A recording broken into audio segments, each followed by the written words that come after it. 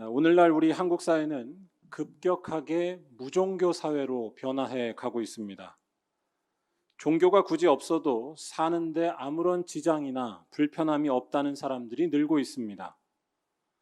이것은 실제 통계에서도 나타나고 있습니다. 지난 5월 한국갤럽이 2021년 한국인의 종교 실태 조사 결과를 발표했습니다. 이 조사에 따르면 한국 사람은 5명 중에 2명만이, 딱 40%만이 종교를 갖고 있다라고 답했습니다. 절반 이상이 종교가 없다는 것이었습니다. 지난 2004년에는 인구의 54%가 종교를 갖고 있었는데 20년도 채 안 되어서 40%로 하락한 것이었습니다. 우리 개신교회의 비율도 이 추세에 따라서 인구의 17%로 하락했습니다. 이러한 하락은 청년층의 감소가 가장 큰 원인인 것으로 나타났습니다. 20, 30대 인구 중에 종교를 가진 비율은 2004년에는 45%에 이르렀습니다. 하지만 이번 2021년 조사에서는 22%에 그쳤습니다. 오늘날 젊은 사람들에게 종교는 더 이상 크게 인기가 없다는 뜻입니다. 20, 30대 중 종교를 가졌다는 22%에서 기독교인의 비율은 14%에 불과했습니다. 정리하면 20, 30대 청년들 중에 종교를 가진 사람은 10명 중에 2에 불과하고 기독교인은 그 중에 하나라는 것입니다. 거기에 더해서 이번 조사는 새롭게 종교를 갖게 되는 경우도 점점 줄고 있다는 것을 보여줬습니다. 종교를 가진 사람 중에 지난 5년 동안에 새롭게 종교 생활을 하게 된 사람을 조사했는데 그 비율은 불과 8%에 그쳤습니다.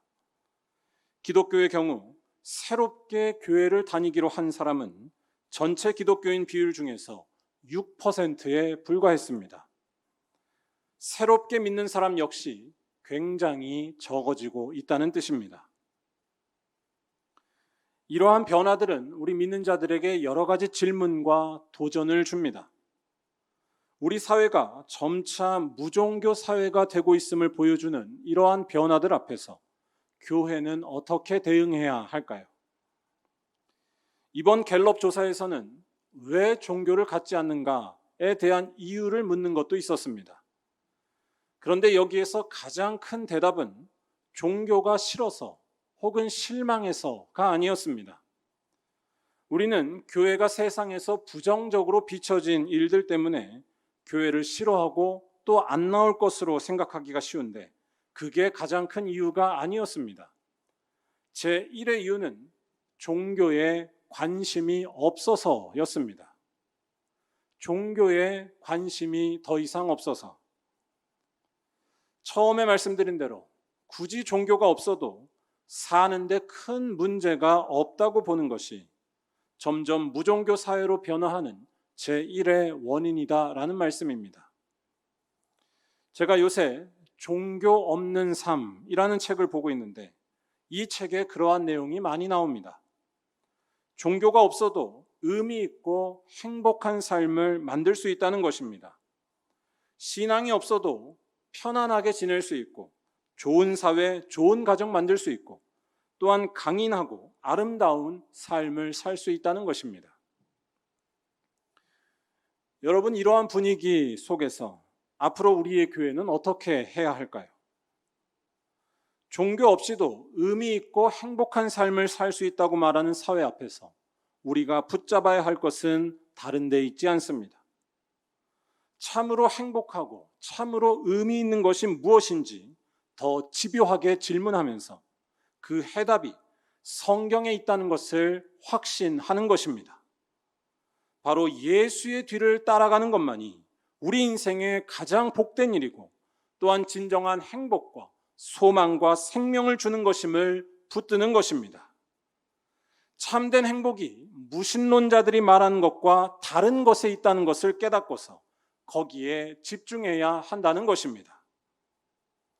제가 드리려는 말씀은 오늘날 무신론자들의 주장 자체를 폄하하려는 것은 아닙니다.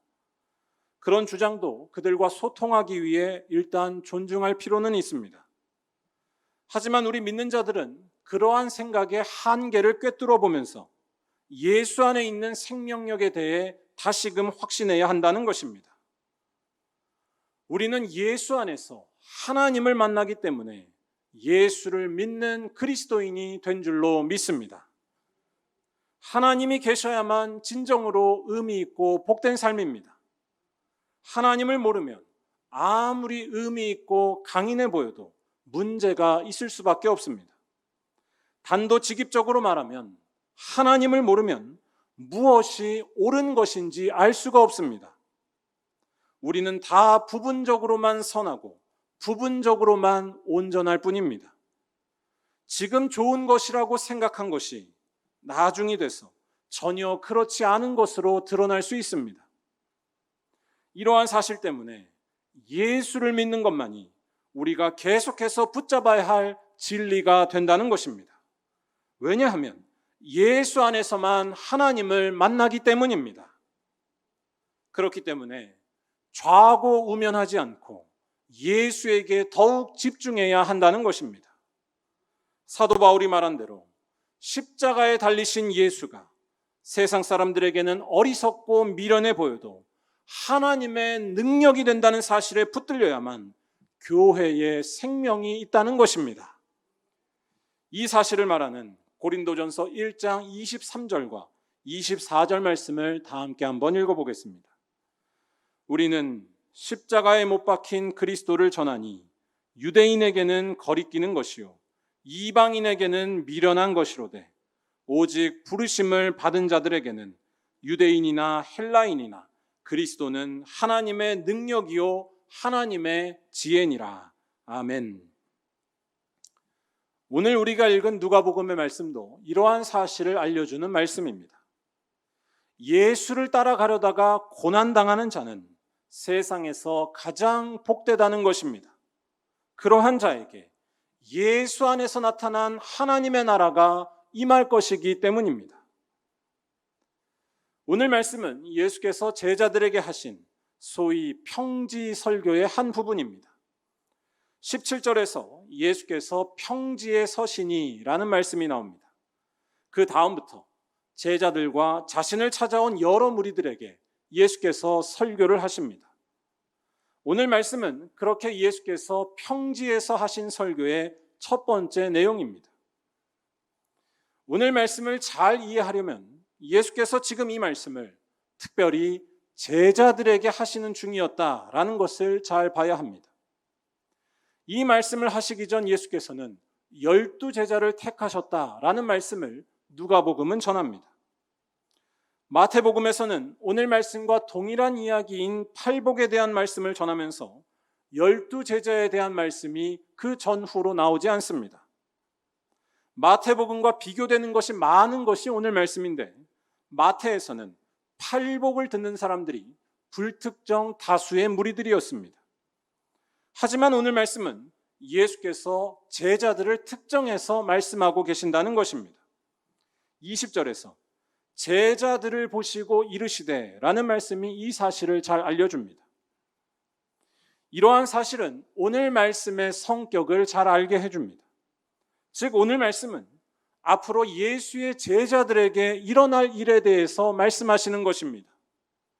예수의 제자는 어떤 삶을 살게 될 것이고 또 그런 삶을 사는 제자에게는 어떠한 일이 일어날 것인지에 대해 말씀해 주시는 것입니다. 예수께서 말씀하시는 제자의 삶은 한마디로 가난과 어려움입니다. 20절에서 먼저 예수께서는 너희 가난한 자는 이라고 말씀하십니다. 여기에서 가난하다는 것은 실제적인 가난함을 말합니다. 마태복음은 심령이 가난한 자라고 말하면서 가난의 의미를 영적인 차원으로 바꿔버렸습니다. 하지만 오늘 말씀은 그냥 가난한 자라고 말합니다. 20절과 대조되는 24절에서 부요한 자라는 말을 하는 것이 이 사실을 더욱 잘 알려줍니다. 부요한 자와 대조되는 의미로서 가난한 자를 말하고 있는 것입니다. 즉 여기에서의 가난은 실제적인 가난을 말하는 것입니다. 그런데 이렇게 가난한 자가 복이 있다라고 예수께서는 말씀하고 계십니다. 여러분은 이 말씀에 대해서 어떻게 생각하시나요? 오늘 말씀은 세상이 말하는 것과 정반대의 이야기를 하고 있습니다. 세상은 가난한 자가 복이 있다고 절대로 말하지 않습니다. 가난은 복이 아니라 불행이고 절망입니다. 그런데 오늘 말씀에서 예수께서는 이와 정반대되는 이야기, 가난한 자가 복이 있다고 하시는 것입니다. 이 말씀은 가난에 대해 미화하시는 말씀이 아닙니다. 기독교는 가난을 찬양하는 종교가 아닙니다. 우리는 가난에 저항해야 합니다. 가난은 사람의 일상을 왜곡하고 파괴하기 때문입니다. 가난한 자에게 복이 있다는 것은 가난을 미화하는 것이 아니라 예수의 운명에 동참하는 것을 말합니다. 예수의 뒤를 따르면 어려움에 처할 수 있고 가난해질 수 있습니다. 하지만 그것을 두려워하거나 인생의 절망으로 여길 필요가 없다는 뜻입니다. 예수의 운명에 동참하고 있으면 거기에는 하나님의 나라가, 즉 하나님의 다스리심이 임하기 때문입니다. 하나님께서 그 영혼을 언제 어디서나 만족시켜 주시고 죽음을 이기는 권세와 생명으로 돌보아 주시는 것입니다. 십자가에 달리신 예수께서 부활하신 것이 이 사실을 나타내는 증거입니다. 제가 영국에서 겪었던 일 중에 개인적으로 시간이 갈수록 후회되는 일이 하나가 있습니다. 저희 아내는 저와 좀 다른 생각을 갖고 있는데 저는 후회되는 일이 하나 있습니다. 제 딸 진영이가 학교에서 언젠가 시험을 잘 봐서 1등을 한 적이 있었습니다. 요새도 그러면 좋겠습니다. 그렇게 1등을 했을 때 한 번도 가지 않았었던 KFC에 제가 온 가족을 끌고 가서 맛있는 것을 사줬었는데 그때의 일이 시간이 갈수록 아쉽게 느껴진다는 그런 말씀입니다. 이게 무슨 말인가 하실 텐데 형편이 넉넉하지 않은 유학생으로 산다는 것은 참 쉬운 일이 아니었습니다. 많은 것을 아끼기 위해서 외식은 잘 하지 않고 살 수밖에 없었습니다. 그러면서 스트레스도 참 많이 받았었습니다. 그런데 그런 중에 갑자기 딸이 시험을 잘 봤다고 하니까 욱하는 마음에 한 번도 하지 않았던 외식을 왕창 해버린 것이었습니다. 그때 얼마나 뿌듯해하면서 좋아했었는지 모릅니다.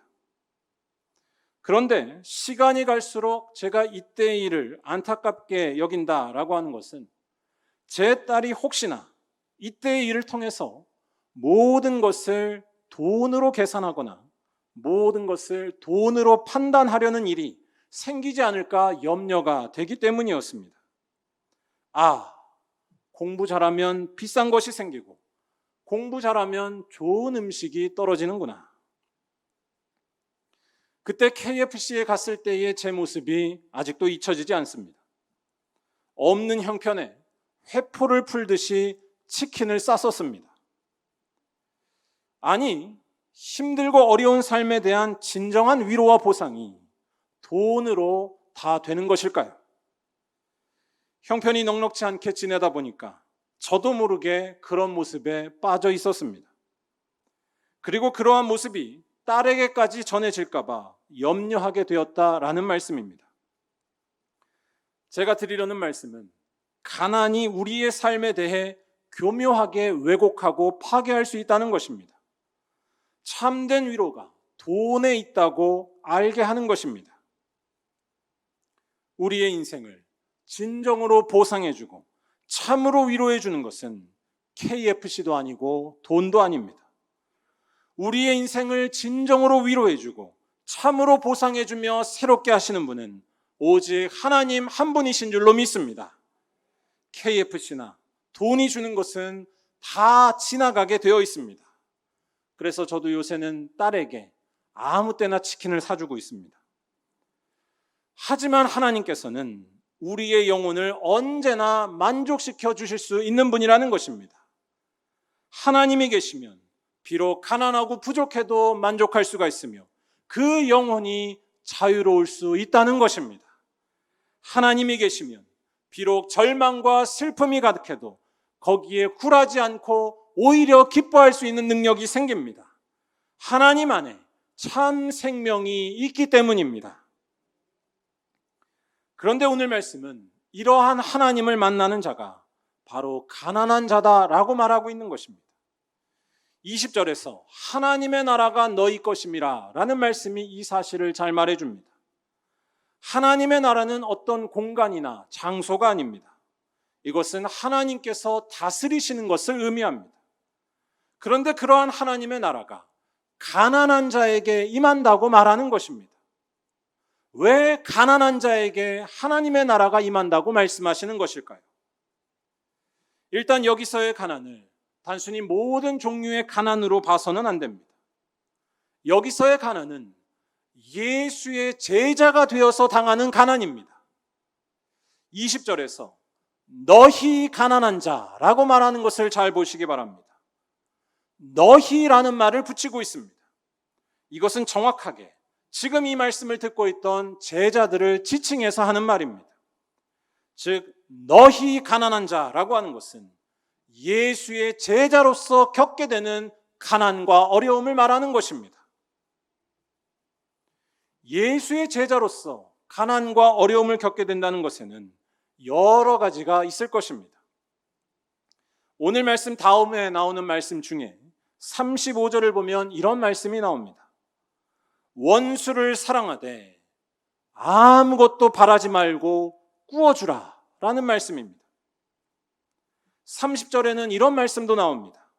내게 구하는 자에게 주며 내 것을 가져가는 자에게 다시 달라 하지 말며.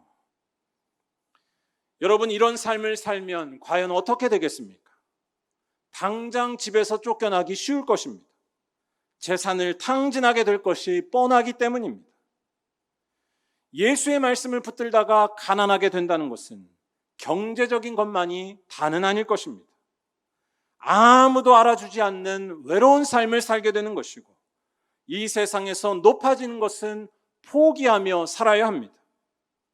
하지만 오늘 말씀은 그런 힘겨운 삶을 살게 되더라도 염려하지 말라고 말하고 있습니다. 왜냐하면 하나님의 나라가 그런 자의 것이기 때문입니다.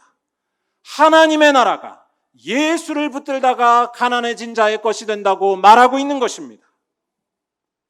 이 사실을 잘 이해하려면 24절을 다시 한번 잘 봐야 합니다. 예수께서는 가난한 자와 대비되는 자에 대해서 말씀하십니다. 바로 부요한 자입니다.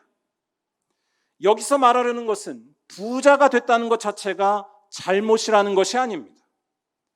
여기서 말하는 부요한 자의 문제는 자기가 받을 위로를 하나님에게서 받는 것이 아니라 다른 것에서 이미 받았다는 데 있습니다.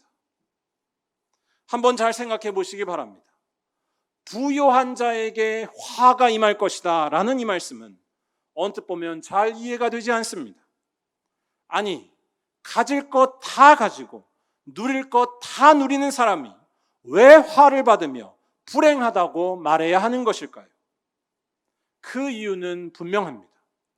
그들은 참된 만족을 줄 수 없는 재물과 돈에 완전히 의존해 있기 때문입니다.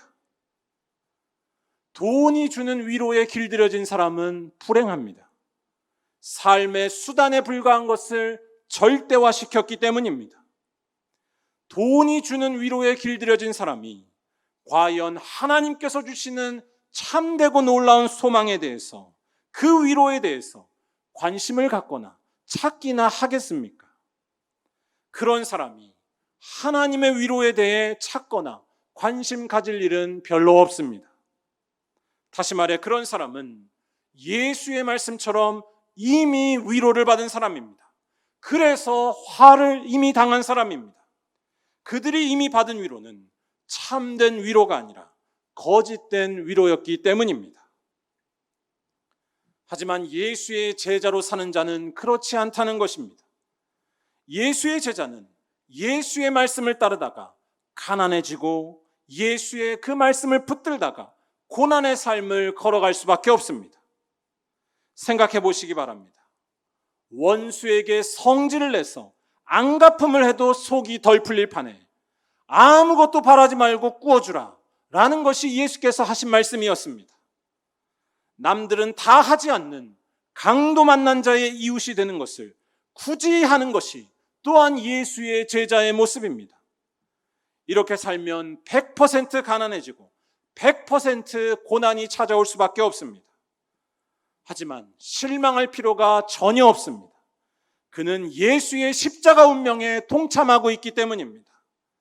예수님이 바로 가난한 삶을 사셨고, 예수님이 바로 이 세상이 볼 때는 작고 불행해 보이는 삶을 사셨습니다. 그 모습은 십자가에서 죽으신 것으로 나타났습니다. 하지만 이러한 예수의 운명에 동참하는 자는 결코 가난해지지 않는다는 것입니다. 십자가에서 죽으신 예수께서는 그 죽음을 이기시고 부활하셨기 때문입니다. 예수 안에서 나타난 하나님의 생명과 능력이 예수의 십자가에 동참한 자에게 예수를 위해 가난해진 자의 것이 된다는 말씀입니다. 22절과 23절이 이 사실을 다시 한번 알려줍니다. 우리 다 함께 이 말씀을 한번 읽어보도록 하겠습니다. 인자로 말미암아 사람들이 너희를 미워하며 멀리하고 욕하고 너희 이름을 악하다 하여 버릴 때에는 너희에게 복이 있도다. 그날에 기뻐하고 뛰놀라. 하늘에서 너희 상이 큼이라. 그들의 조상들이 선지자들에게 이와 같이 하였느니라. 아멘. 이 말씀은 다시 한번 정확하게 오늘 말씀이 말하는 복이 예수로 말미암은 것임을 말해줍니다. 예수로 말미암아 복을 받게 되는 이유는 하늘에서의 상이 크기 때문입니다. 여기에서 말하는 하늘에서의 상이란 단순히 죽어서 받게 될 상급만을 말하는 것으로 생각해서는 곤란합니다. 이 말씀에서의 핵심은 하나님의 인정입니다. 하나님께서 칭찬해 주시고 하나님께서 인정해 주시는 것을 말하는 것이고, 이것보다 더 큰 복은 없다는 말씀입니다. 우리는 이 세상에서 칭찬받는 것을 매우 좋아합니다. 또 그것을 바라면서 하루하루 살고 있습니다. 그런데 사실 세상에서 받는 칭찬은 오히려 우리를 더 불안하게 하는 것입니다. 자기 자랑과 업적에 목을 메고 살면 삶은 더 위축되고 맙니다. 그것이 우리들에게 온전한 만족을 주지 못하기 때문입니다. 하지만 하나님께서 인정하시면 세상의 모든 칭찬이 줄 수 없는 놀라운 능력이 나타난다는 것입니다. 하나님께서 칭찬하시면 그 영혼이 참된 만족으로 채워지는 줄로 믿습니다. 다른 어떤 것도 더 이상 필요하지 않는 상태가 되기 때문입니다. 그런데 이러한 놀라운 삶은 오직 예수로 말미암아 세상에서 고난받는 자에게 주어진다는 것입니다. 그 이유는 우리가 예수님의 삶을 볼 때에 잘 알 수 있습니다. 십자가에서 죽으신 예수님을 하나님께서는 인정해 주셨습니다. 하나님께서 완전하게 인정하시는 분은 예수님 외에는 아무도 없습니다. 죽음에서 부활하신 예수님의 모습이 이를 잘 증거해 줍니다. 즉 이와 같은 예수님의 십자가 운명에 동참할 때에 우리들 또한 예수께서 누리신 삶, 하나님께서 인정해 주시는 삶을 살게 된다는 말씀입니다. 우리의 영혼을 온전히 충만케 하시는 하나님의 그 놀라우신 인정은 바로 예수의 제자들에게 주어지는 줄로 믿습니다. 사도 바울이 로마서 6장 8절에서 말한 대로 예수와 함께 죽었더니 예수와 함께 다시 사는 놀라운 삶으로 다시 일어서는 것입니다. 우리 이 말씀을 다 같이 한번 읽어보겠습니다.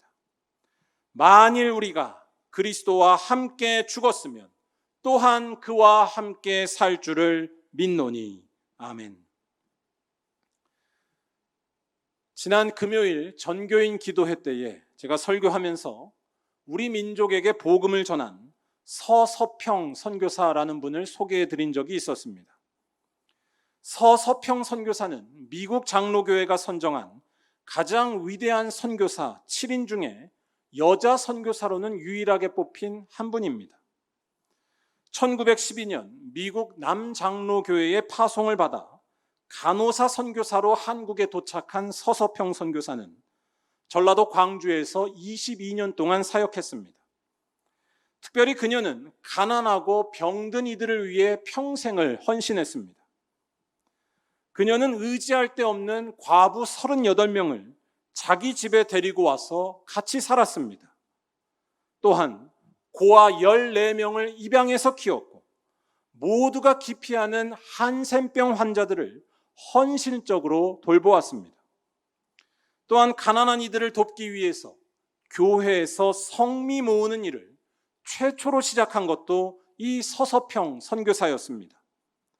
그 밖에도 전라도와 제주도 곳곳을 다니면서 환자들을 치료했고 이름 없는 조선 여성들을 위해 학교를 설립하기도 했습니다.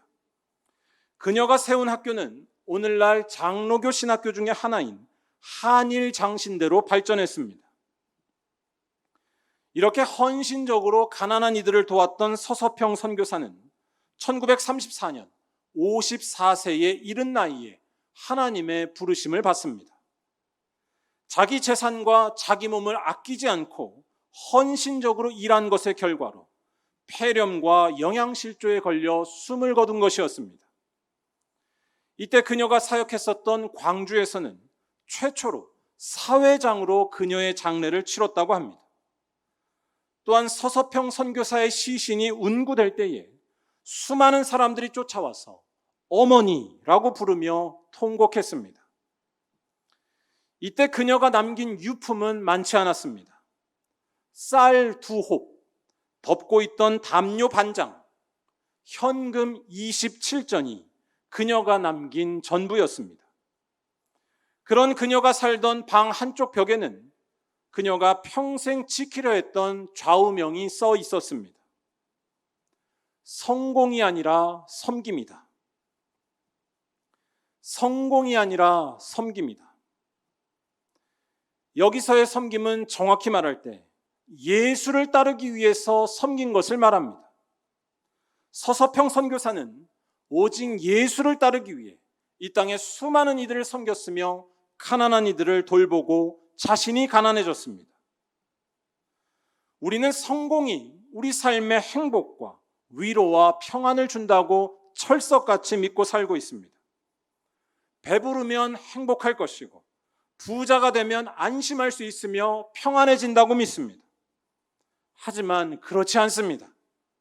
성공이 아니라 섬김이 우리 인생에 참된 위로와 참된 행복을 주는 것입니다. 예수를 따르기 위해서 섬길 때에, 예수를 위해 가난해질 때에 참된 삶의 능력이 있다는 것입니다.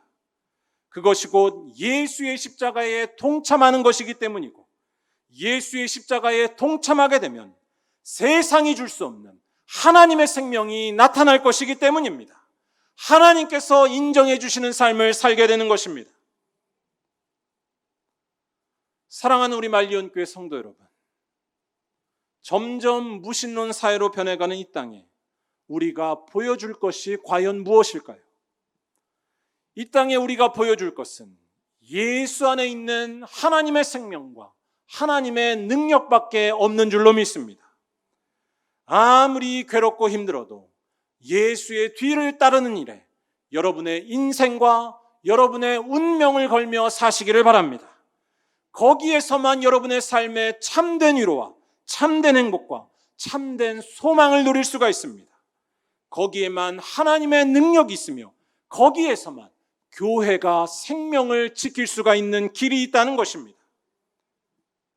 바라기는 이러한 믿음으로 날마다 예수의 십자가에 동참하셔서 하나님의 생명과 능력을 소유하는 가장 큰 복이 우리 말년교회와 또한 모든 성도들에게 가득하시기를 주님의 이름으로 간절히 축원합니다.